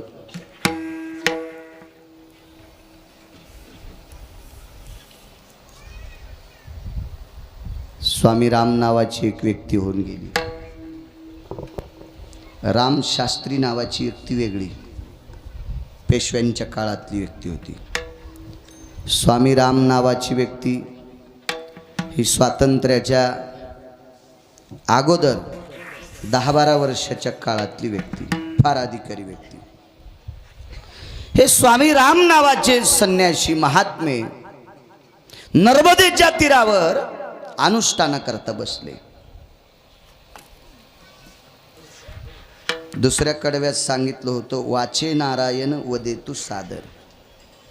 भजन केल्यानं माणसाला काळ चुकीत आहे. तू कसा अधोगतीला काळ नेत नाही. भजन म्हणायचं कशाला? रात्रंदिवस टाळ वाजणे हेच भजन आहे का? चांगलं बोलणं सुद्धा भजन आहे. चांगलं बोलणं सुद्धा भजन आहे. भजन आहे. 50 एकर जमीन कमिली मथऱ्यानं. 72च्या दुष्काळात सगळीत लोक बेजार होते. इथं सगळ्या धोत्रावाल्यांना माहिती आहे. मला कळत नाही, कारण 83चा जन्म आहे. मला 72 काय कळणार आहे? पण तुम्हाला 72चा दुष्काळ माहिती आहे. थोडाफार जुन्या म्हाताऱ्या लोकांना माहिती आहे. मिलू खाल्ले, बरबडे खाल्ले, टाकून आंबाड्या भाजून खाल्ल्या. 72च्या दुष्काळात एका बाईला एक पोरगीन पोरग झालं. मी कीर्तनाला गेलतो त्यांच्याकडे. मोठं घर, आता त्यानं रावणाला ओव्हरटेक केलंय. पण मागची परिस्थिती सांगितली. तिचा मुलगा नायब तहसीलदार आहे, ते रिटायर होत आले आता. तर मी म्हणलं, बाई पहिली परिस्थिती कशी होती? 72च्या दुष्काळात हे पोरग झालं म्हणे, पोरगी जुळे झाले. पद्याला काहीच नाही, बाळंतीन झालं. पद्धतीतनं गावरान तुपाचा शिरा हे ते सगळं आता. हो, पथीला काय होतं? फांदाची भाजी शिजली महाराज, मीठ टाकून करा करा करा पिळली, आणि 2 भाजीचे गोळे खाल्ले म्हणे मी बाजाव बसून. आणि त्या भाजीपासून दूध ह्या पोराला पाजलं आणि ते नायब तहसीलदार झालं. काय परिस्थिती असेल त्या काळात? 50 एकर जमीन कमिली आणि पोरग बापाला सांभाळीनं. कणाल भजन म्हणायचं माहिती आहे? ते पोरग तुमच्यासारख्याच ऐकत होतं. तुम्ही जाऊन त्याला सांगितलं, बाळा अरे 72च्या दुष्काळात काय फजिती काढीर तुझ्या बापानं, काय लागतंय 2 टायमाला 2 भाकरी, त्याला सांभाळ बरं. तुमच्यासारख्याचं ऐकून त्या पोरान बापाला सांभाळलं. दादा, हजारो पंढरपूरच्या वाऱ्या केल्याचं पुण्य तुम्हाला प्राप्त होते. याचं नाव भजन आहे. हो, चांगलं काम करणं भजन आहे. हो, मला वाटतंय चांगलं काम करताना बंद करून जर भजन केलं तर पंढरपुरातल्या मालकाला आवडत नाही. आवडत नाही, आवडत नाही, आवडत नाही.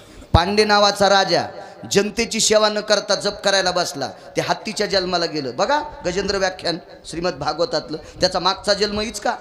त्या गजेंद्राचा कोण होता माठीमागे? तो पांडे नावाचा राजा होता. प्रजेची सोय न करता ते जंगलात माळ घेऊन गेलं. म्हणून अगस्तीनं शाप दिला, बेटा तू जनावराच्या लायकीचा आहेस, तू हत्तीच्या जन्माला पावशील. रामशास्त्री नावाची व्यक्ती बोलून गेलो मगाशी. पेशव्यांचे न्यायाधीश होते दादा, ते पेशव्यांचे न्यायाधीश होते. आणि काही काही निकालावर पेशव्यांच्या सह्या घ्यायच्या होत्या, शिक्के राजाची मुद्रा घ्यायची होती. आणि मग रामशास्त्री न्यायाधीश होते. रात्री न्यायाधीश होते आमच्या कीर्तनाला. ज्ञानेश्वर बरगांडे म्हणून, हो, न्यायाधीश होते. रात्रीचाच प्रसंग होता तो. रामशास्त्री गेले तर म्हणले अरे तुम्ही कधी आले? म्हणले 2 तासापूर्वी येऊन बसले. मंत्री, महामंत्री, सुमंत्री, राजाच्या खालचे लोक 2 तासापासून. अरे म्हणले 2 तास तुम्ही बसले तरी राजा तुम्हाला भेटत नाही, काय काम आहे? नाही म्हणले ते पूजा करायलेत. बरं 1 तास वाट पाहिली आणि शिपायाला सांगितलं 2 कपड्याची जोड घेऊन ये. आणलं त्यानं गथुडच. 1.5 तासाच्या नंतर बाहेर आले राजे. अरे काय कधी आले? म्हणले हे यायला 2.5 तास झाले, 2.5-3 तास, आणि मलाही 1.5 तास झाले. बरं बरं याच्यात काय आणलं? तुम्ही सोडा म्हणले. सोड्याच्या नंतर 2 भगव्या लुंग्या, 2 भगवे फेटे आणि 2 भगवे उपरणे. म्हणले हे 2 माणसाचा संन्याशाचा पोशाख कोणाला? एक तुम्हाला आणि एक मला. या देशाचा प्रांताचा राजा जर प्रजेचे कामं सोडून देवधूत असेल तर त्यानं संन्यास घ्यावा. आणि माझ्यासारख्या न्यायाधीशाला जर तुमच्यासारख्या राजाची वाट पाहावी लागती त्याच्यापेक्षा मी संन्यास घ्यावा.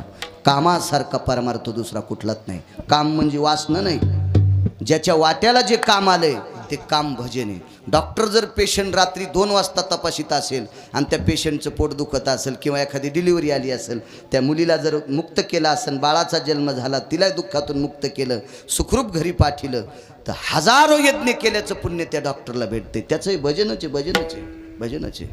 हो, उलट काम करून भजन करायचं. कामामध्ये काम, काही म्हणा राम राम जाईल. ही ताकद आहे त्याच्यामध्ये. बऱ्याच लोकांना वाटतं मी भजन करतो म्हणजे मोठा, आणि जाताना हरभरं दुसऱ्याच उपटायला आणि कुंटाला न दुसऱ्याचं इचकायला. काय तू भजन करण्यात अर्थ आहे जर दुसऱ्याची इचकीत असतील तर? विठाला विठाला विठाला.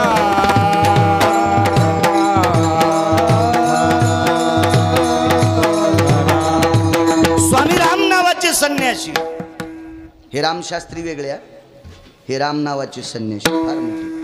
हे 1949 ते 51 शंकराचार्य होते. 1949 ते 51 शंकराचार्य होते. ते 2 वर्ष शंकराचार्य पद भोगले. शेवटचा आता मुद्दा येऊन या काळ. आपला टाईम बी होती, माणसं जेवायची, तर हो हिशोबात आवरलं पाहिजे कीर्तनकारांना. पदाचा राजीनामा दिला. माझ्याकडे एवढे पैसे नाहीत तरी एक मुद्दा सांगतो तुम्हाला. 100 कोटी रुपये जर खर्चिले तर 1-2 बाऱ्या खासदार होता येते. अक्कल नसली तरी होता येते, पण पैसे तितके पाहिजे.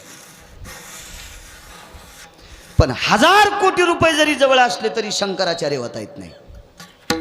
कसं होता येईल महाराज? कसं? ते पैशाने विकत भेटणारं पद नाही ना.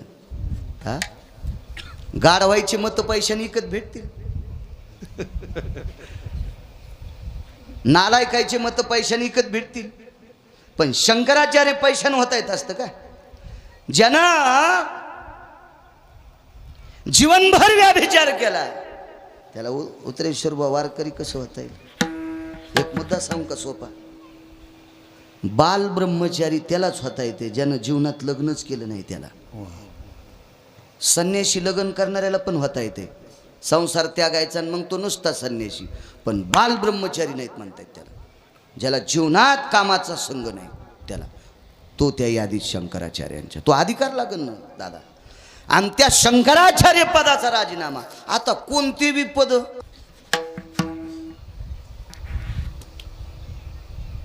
अनुष्ठानाला बसायचं स्वामी रामांना.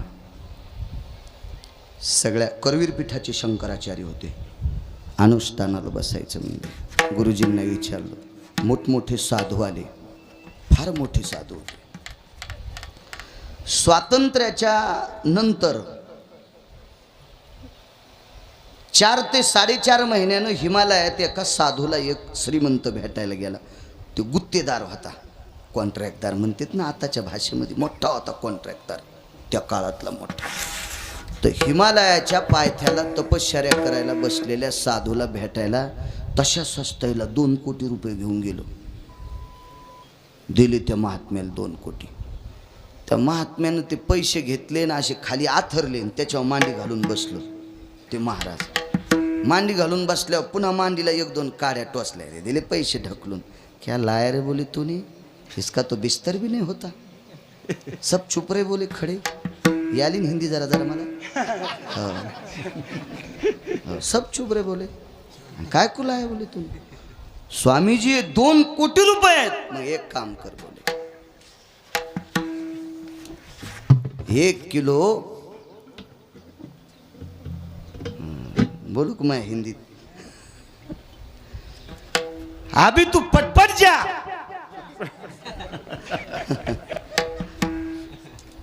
आणि 1 किलो सफरचंद बोले जल्दी घेऊन ये.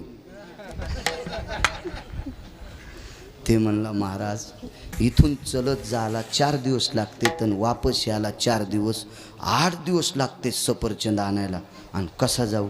महाराज म्हणले 2 कोटी रुपये मला दिलेस, आथरून केलं तर नरम लागणं, धुनीत टाकले तर शेक लागणं, आणि फळं आणायचे तर आणता येणं, मग माझ्या कामाचे काय ते फळं?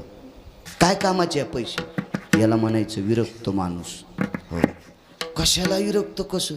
दुसऱ्याचा लाईट शार्ट झालेला 1 जणांनी फेकून द्याला बाहेर, शार्ट झालेला लाईट, यानं पुढचं काच फोडलं आणि मागचं ते असतं ना ॲल्युमिनियमचं खिशात टाकून घरी नेलं.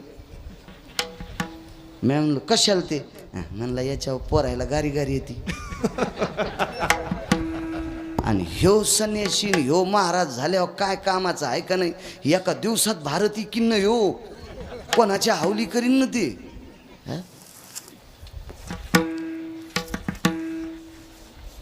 ही सगळी संन्यासी अनुष्ठानाच्या वरदहस्ता करता आले. आशीर्वाद द्यावा लागतो अनुष्ठानात. सगळे आशीर्वाद द्यायला डोक्यावर हात टेकला निघून गेले. काय माणसं नर्मदेच्या स्नानाला, कोणी प्रदक्षिणाला येऊ लागले लोक, कोणी फुल टाक, कोणी तांदूळ टाक, कोणी गंध लाव, आणि कोणी रुपया 8 आणे 4 आणे टाक, असे टाकू लागले. याच्यात काय भेटतं? त्याला उठता येतं का? त्या महात्म्याला बाजारात जाता येतं का? मग काय कामात? पण फळ कोणी टाकीत न, एखादं सफरचंद टाकीनं, टाकीनं, काहीच टाकीनं, कोणी काही देईन. 3 दिवस अनुष्ठान झालं, शरीर कृश झालं. दादा सकाळी आंघोळीला गेले आणि नर्मदेला प्रणाम केला. माय अनुष्ठान सफल होईल का? तितकंच म्हणले. दुपारच्या आंघोळीला गेले, माय अनुष्ठान सफल होईल का? तर दुपारच्या वेळेला मला सुवर्णाचा रत्नजडीत नर्मदेच्या पात्रातून हात वरी आला. हात वरी आला. त्या हातावर एक सोन्याचं पात्र होतं, जुट्यांना पात्र होतं सोन्याचं, आणि त्या सोन्याच्या पात्रामध्ये गावरान गाईच्या दुधाची गावरान तुपातली खीर होती. ले लो बोले, आपका अनुष्ठान सफल हो जाता है. जलदेवतेच्या रूपात नर्मदा माय बोलली. रोज दुपारी खिरीचं पात्र यायचं हनुमान दादा, रोज दुपारी. अनुष्ठान संपलं. गुरुजी भेटी करता आले. कोणी व्यवस्था केली? नर्मदा माईने केली. म्हणले अरे पात्र अक्षयी देऊन टाक, अनुष्ठानापुरतं तुझ्या करता होतं. म्हणले स्नान केलं आणि ते सोन्याचं पात्र नर्मदेच्या पाण्यात पालतं घातलं, पात्र निघून गेलं. दृष्टांत संपला. या बा घरी काम नाही केलं टायमाला तर बायको भाकर देत नाही पप्याची माय, तर नर्मदा खिरीचं पात्र देते, सामान्य गोष्ट आहे महाराज. नर्मदा खिरीचं पात्र ज्या साधूला देतो ती स्वामी रामांना, त्या स्वामी रामांसारख्या सुद्धा उशाला येऊन या काळ बैसला सेवसा, येऊन या काळ बैसला सेवसा, येऊन या काळ बैसला सेवसा, येऊन या काळ बैसला सेवसा. जागे तो शिकायचा डोळ्यात, जागे तो येऊन या काळ बैसला सेवसा, येऊन या काळ बैसला, हा येऊन या काळ बैसला सेवसा, येऊन या काळ बैसला सेवसा. आखी डोळे झुके तिने, आखी डोळे जिने झुके, डोळे आता वाचे नारायण वद तुझा, वाचे नारायण वद तुझा. झाकीत शिकायचा डोळे आता, झाकीत शिकायचा डोळे आता, वाचे नारायण वद तुझा, वाचे नारायण वद तुझा.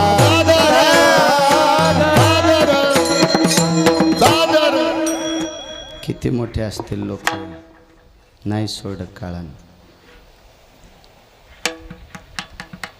5 मिनिटं शिल्लक आहे माझा वेळ.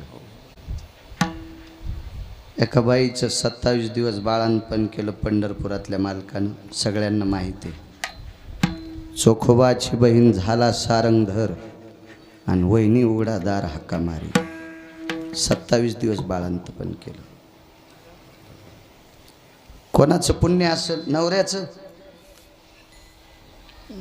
मुलाचं.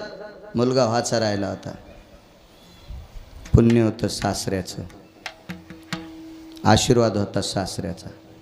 27 दिवस पंढरपुरातला मालक लुगडं नेसला दादा आणि बाळांती धुतली.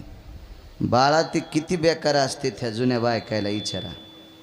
मी काय बाळातीन झालो नाही अजून, फक्त मला वाचायचा नाद आहे. पोरगी बाळातीन झाली आणि तिला पोरग झालं, आणि पोरीच्या माईचं ते पोरग कोण मग? नातू. आणि ही म्हातारी त्या पोराची कोण? आजी. आजीनं नातवाचे संडास केलेले बाळाते ज्या दगडाव धुतले का, त्या दगडाव आजी तिचं लुगडं धुत नाही. सांगावं एखाद्या बाईने मी धुते म्हणून, मी तिच्या मरुस्तर छपला सांभाळितो. हो, म्हणजे नातवाचे बाळाते ज्या दगडाव धुतले का, त्या दगडावर आजी स्वतःचं लुगडं धुत नाही. मला माहीत होतं आमच्या मसुबाच्या डावाला करपराव बायका धुणं धुवायला जात होत्या. मसुबाच्या खालून ज्या बाया धुणं धुवाल्यात असं लक्षात घ्यायचं यायची तर कोणतरी बाळातीन झाली. वरी धूत देत नव्हत्या, बायाले कुरकुर करीत होत्या. माले देवलसनी हे मोठी निर्मळे, खाली मरावून खाली खपावून अशा कडा कडा बोट मोडीत होत्या बाया. काय काय म्हणून जिच्या घरी बाळांतीन झाली का त्या खाली धुणं धुत होत्या. हो, इतके बाळांते घाण. त्याचे हात किती पवित्र असतील मालकाचे, आणि त्या पवित्र हातानं पंढरपुरातला मालक ते बाळा ते धुत होता 27 दिवस. याच्या पलीकडं सांगू का, माणसानं लुगडं नेसलेलं पाहायचं नाही. हो, पाहायचं नाही, निषेध सांगितलं. किती निषेध. एकदा पंढरपुरातल्या मालकाला लुगडं नेसावं लागलं एका म्हाताऱ्याला मारायसाठी.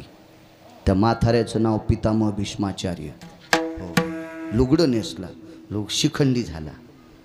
खटवाम क्लिंब्याम भयो हो येत शिखंडी भय जायो हो, अपात्रो पुरुषार्थो जायो, द्वापारे च दर्शयामी, स्थिताम द्वापारे च भयानाम, अंबरा भय कामिनी, स्वरूपा नटा भयस्ततेव च, जगदानंद कंदपतये नमः. किती खाली यावं लागलं मालकाला. शिखंडी झाला मालक, शिखंडी. 27 दिवस लुगडं नेसला. ताकद कशाची? 3 गोष्टीची मुद्दा ऐका आणि मग आपला जय विठ्ठल. चोखोबरायच्या वडिलाचं नाव रानोबा नावाची व्यक्ती होती. भजन कशाला म्हणतात एका मुद्द्यात कळतं तुम्हाला. आता बाईनं मालकाची सेवा करणं भजन, मुलांना आईवडिलाची सेवा करणं भजन, घरातल्या सगळ्या तरुण लोकांना घरातल्या म्हाताऱ्या माणसाची सेवा करणं भजन. हो, बाई मालकाला नीट बोलत नसल आणि सोहळ्यात जात असेल तर समजायचं चुडेलीन फिरायली. गळ्या शपथ मला पाप लागन मी जर खोटं बोलत असेल तर. हो, महाराज घरी आल्यावर काजू बदाम टाकून दूध देते, आणि पप्प्याचा बाप चहा करा म्हणल्यावर म्हणली सकाळीच प्यालता ना. अशी बाई ज्या गावात असेल दादा त्या गावात पाऊस कमी पडतो. हो, प्रजन्यो खंडवृष्टी हो, कामिनी निषदो भया आबलाहा, व्रतारेव च शैवानां, गत्वा खंडेशिस्ततः, धरादिवी रुष्टयं, प्रजन्ये खंडोस्ततो जनाः, नैवं गांजा कसम लिखितम. हे गांजा फुक्यान लिहिले का? खंडवृष्टी पडत असती. मालकावर श्रद्धा कमी असणारी स्त्री ज्या भागात आहे त्या भागात. बाईचा सर्वात मोठा आपला देव नवरा आहे. मुलाचा सर्वात मोठा देव आपले आई वडील आहेत. मायबाप केवळ काशी, तिने न जावे तीर्थाशी. भजन करीत असेल, कीर्तन करीत असेल आणि म्हणत असेल म्हातारी जन्म जमतच नाही, तर तुला आमुष्याच्या दिवशी पैठणच्या तळ्यात टाकाव. निदान तुला खाल्ल्यावर झिंगे बोंबील तरी सुधरतील. विठाला विठाला विठाला. म्हातारे झाले वडील, थकलं शरीर, आंघोळ घालायचे. चोखोबार आहे वडिलाला आंघोळ फुकट नाही काम करीत दादा. देव येडा आहे का तो? आंघोळ घालायचे असे. हाताला धरून मध्ये न्यायचे, धोत्र स्वतः नेसवायचे, बाजीवर नेऊन बसवायचे. पण शेवटचा टप्पा इतका बिकट झाला, कपड्यातच बाथरूम झाली, हातपाय चलनत. आवाज दिला, चोखा. कशाला भजन म्हणायचं बघा. जी बाबा ये मा इकडं. चोखा, उद्यापासून मला खाण्याचा आग्रह करी जाऊ नको रे. आता जाता येत नाही बाथरूमला, लघवीला, संडासला, आणि तू बळच खाऊ घालतो रे. पाय न धोतर भरलं. मग काळजी करू नका म्हणे बाबा. उचललं वडिलाला, घराच्या मागं दगड होता त्याच्यावर टेकलं, आणि एका हातानं वडील धरले आणि एका हातानं पाणी टाकायचं. हे सगळं खरं झालं. हात तर दोनच आहेत. एका हातानं डोकं धरलं, खांदा धरला, आणि एका हातानं महाराज पाणी टाकायचं. पण कमरेचा गुढा सोडून कंबर धुईन कोण? आता हात तर 3 नाहीत. तसेच बसले 5 मिनटं. बाईनं पाहिलं, बाई म्हणजे सोयराबाई. बघितलं, आलादी आल्या. बांगड्या वाजू दिल्या नाही हातातल्या, पाय वाजू दिले नाही. काय? काही नाही म्हणे. लक्ष्मी, बाबाची कंबर धुवायची. मी धुते ना, तू सुनेस.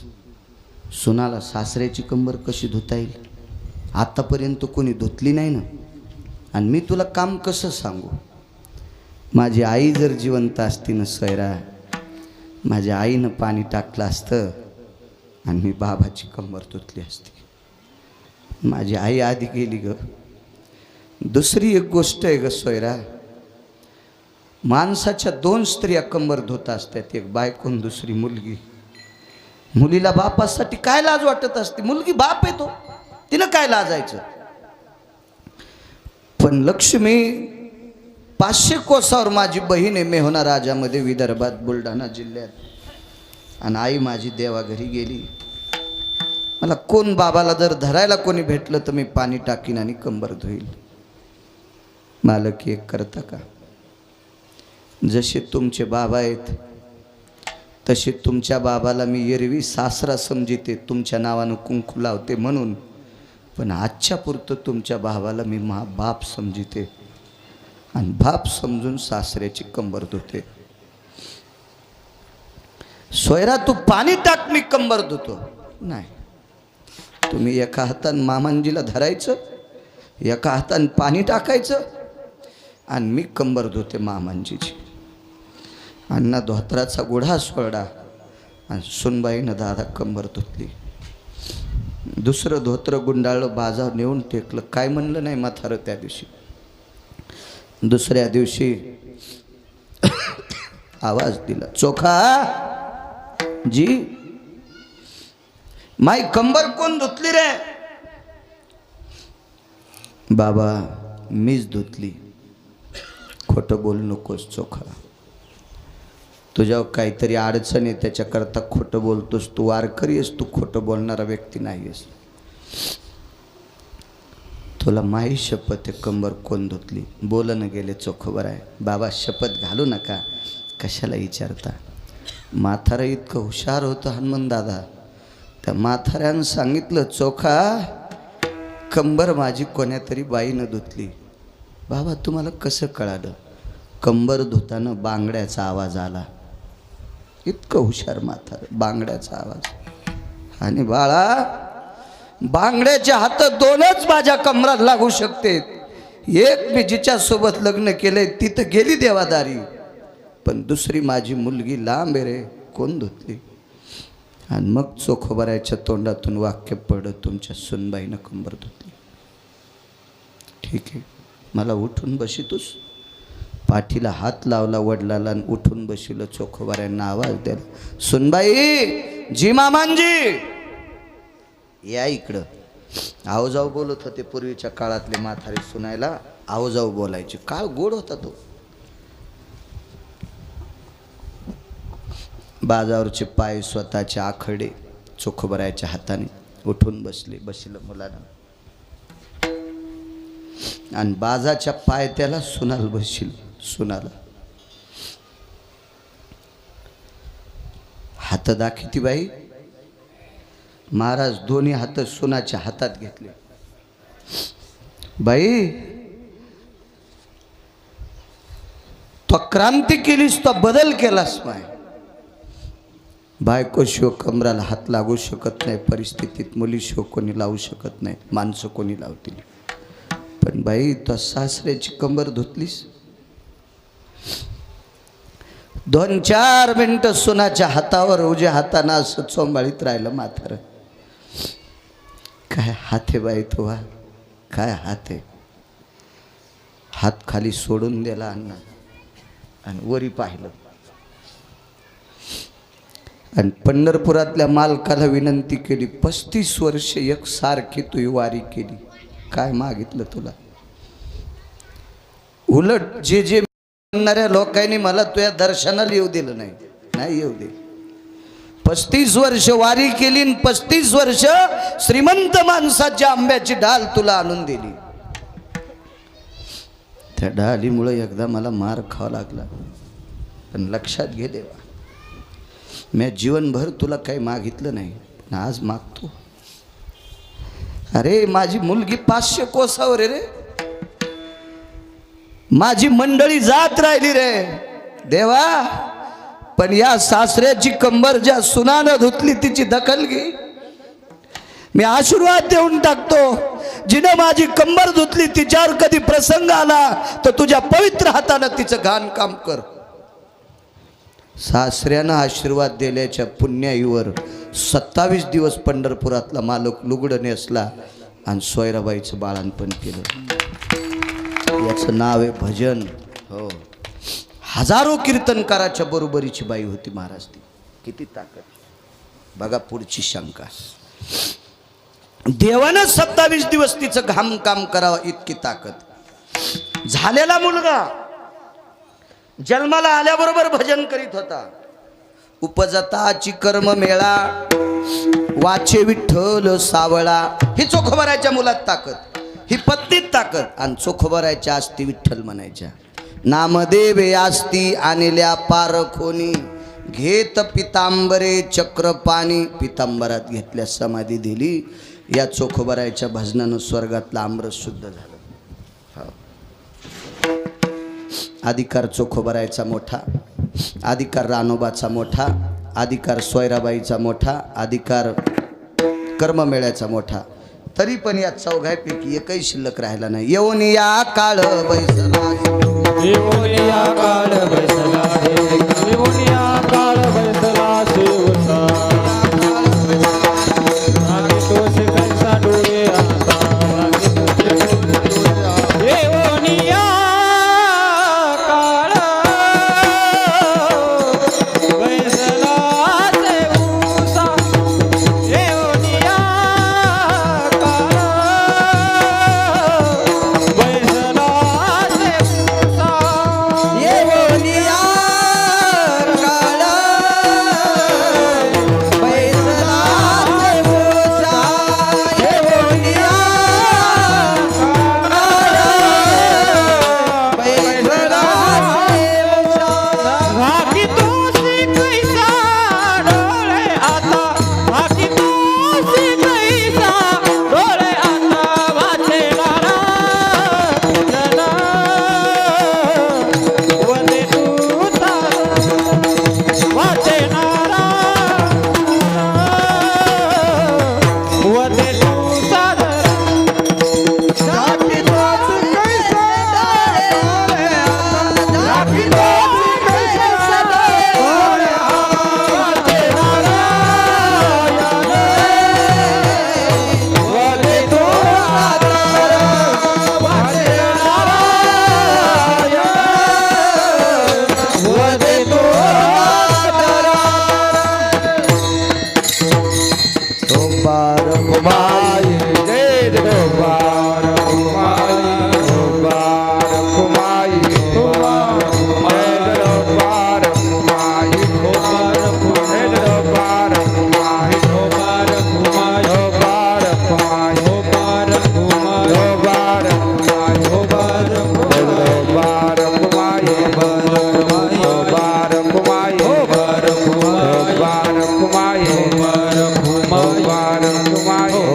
Kumaye